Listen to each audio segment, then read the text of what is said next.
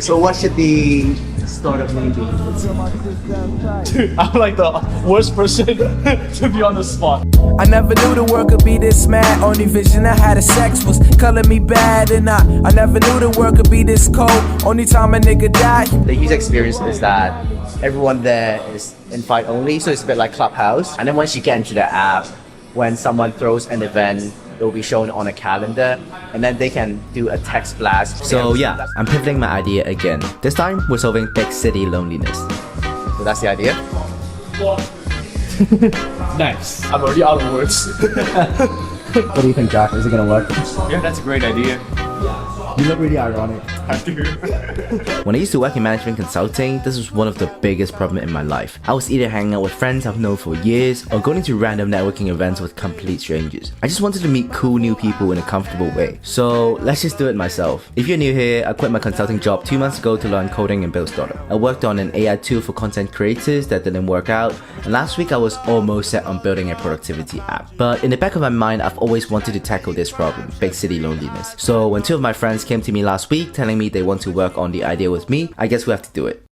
Oh yeah, and we ended up naming the startup Matcha. Could you tell where my head was at when you found me? Me and you went to hell, look back just to find peace. Yeah, so the idea will be a social app that forges meaningful connection frictionlessly. But we were thinking about what's the quickest way to test the idea without having to actually build the app. We've landed on this will sound ridiculous, but we've landed on the idea of actually just creating a shared Google Calendar and then adding people inside the shared Google Calendar. Because essentially how our solution is different from current solution is the friction bit. Currently there's a lot of like events app or like different apps that help people make friends. But the problem with those is that it is always something like, oh, go to this random dinner party with 5 other completely random strangers. That is a lot of friction. You don't know whether you're gonna hit it off with those people.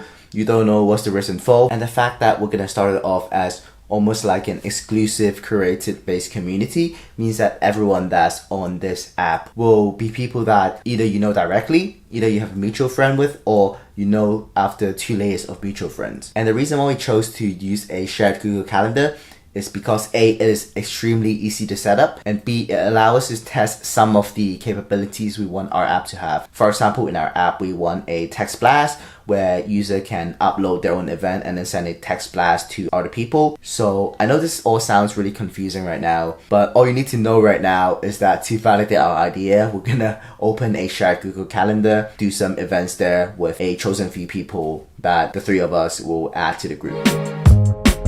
Every time I open my mouth, I have regrets in my mind. Every time, and no one seems to figure me out. I guess it's Going for a quick workout.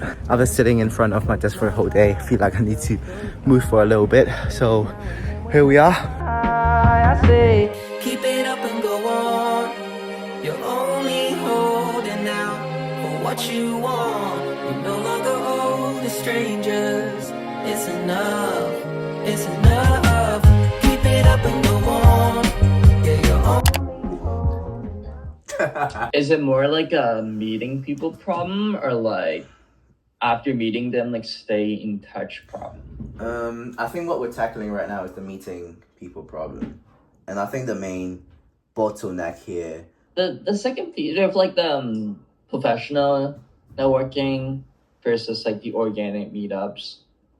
Do you think there is a middle point or is it like a binary option? I think I can't think of like a better way to put it, but the kind of meetup that I've been struggling to get when I was in consulting was like meeting new like-minded people that can be like meaningful connections. I almost feel like it doesn't have to have the tag of professional versus non-professional. Something just came out in my head. It's not like a social app. Yeah. But what if someone can build a tool where they can validate how attached you are with the hobby that you're doing? So for example, someone's doing like a Taylor Swift meetup. Yeah.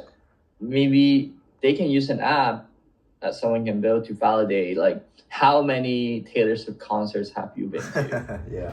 And you have to upload your ticket to get validated and then get approved to like the event. The things you do.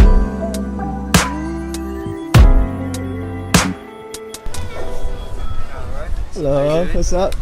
Good. Has it been? Long time, bro? Yeah. Quite heavily, and I'll ask some questions and stuff, your opinions. Everyone that's very keen on YouTube has a backstory, and I don't mean the 3-4 years, but like the Minecraft. Yeah. You know, I was the same. I started YouTube in like 2011, 2012. Yeah, I mean, first of all, I really always wanted to be like a YouTuber. Like, I always wanted to like share my life insight, document my life, connect with people. Yeah. I think that's just really cool. So I always wanted to do that. But also, like, externally, I knew that YouTube can be a really cool side project on my CV when I apply for consulting. Really? Because no one's gonna have like, oh, I'm a YouTuber on their CV. Everyone's gonna. Wait, really? Like, you think that? Yeah. We've built out a landing page, we've started inviting a few people, and while I'm building Matcha, I'm still continuing to learn coding and build other side projects. And that's because out of the 3 people that's working on Matcha right now, both of my friends are actually working full-time jobs. So for them, this is more like a side project outside of work. So instead of pacing myself according to my friends and how much they can do, I've decided to also to continue developing my coding skills and continue building side projects. Because if you go back to like the beginning of this series, I mentioned how I'm not really trying to build venture-backed hyper-growth startup.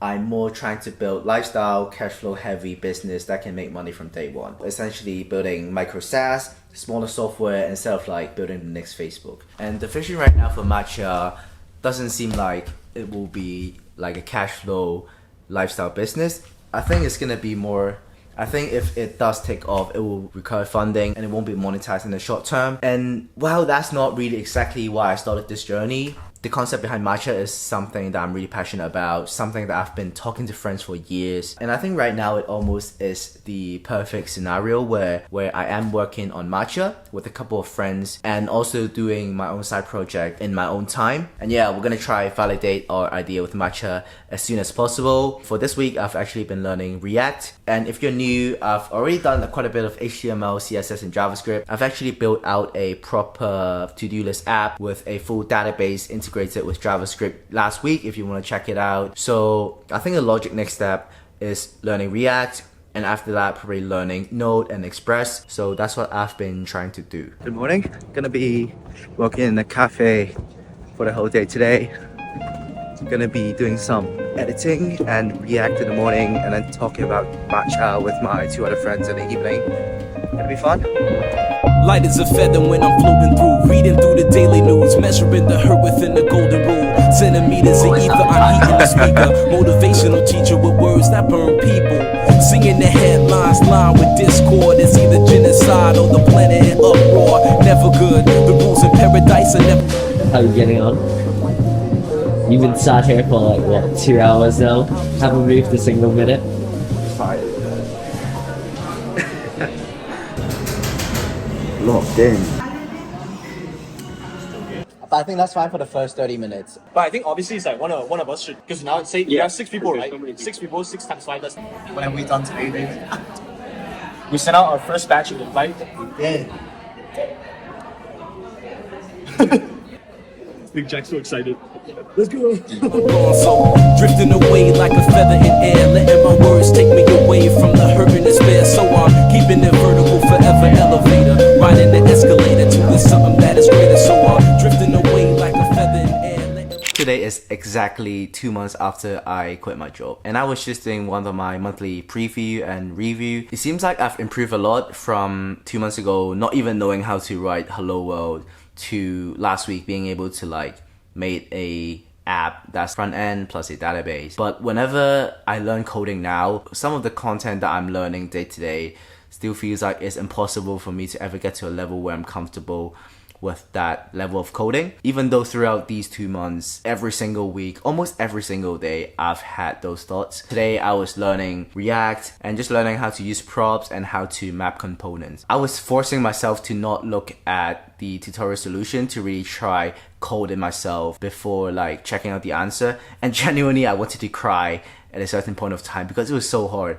I just feel like it is impossible for me to understand what is going on. Throughout these 2 months, there's so many times I wanted to just like give up. I wanted to look at different path that I might go down. For example, learning to use some no-code tools instead of learning how to code from scratch, or just leaning into businesses that doesn't require me to code something, and instead just do something that's simpler, maybe like start a video production agency or something, because that's where my skill set kind of lie, or do productized service, or just fully focus on content. Every time I've had those thoughts, at the end, I just realized that it is just a distraction. No matter which path you choose, it is going to be hard. If it is not hard, then everyone will be doing it. That's the reason why so many people work their 9 to 5. After they get home, they just watch Netflix, they just chill, they just doom scroll. Because it is supposed to be hard. If it's not hard, everyone will be doing it. By putting myself back in this beginner's mindset, by really humbling myself, knowing that it is okay to feel like you don't know what's happening sometimes. It's only been 2 months. It feels like it's already been like at least 6 months since I quit my job. But you know, this is only the beginning. And we have a long way ahead to go. I'm just a vagabond with flowers for Algernon, an average Joe who knows what the fuck.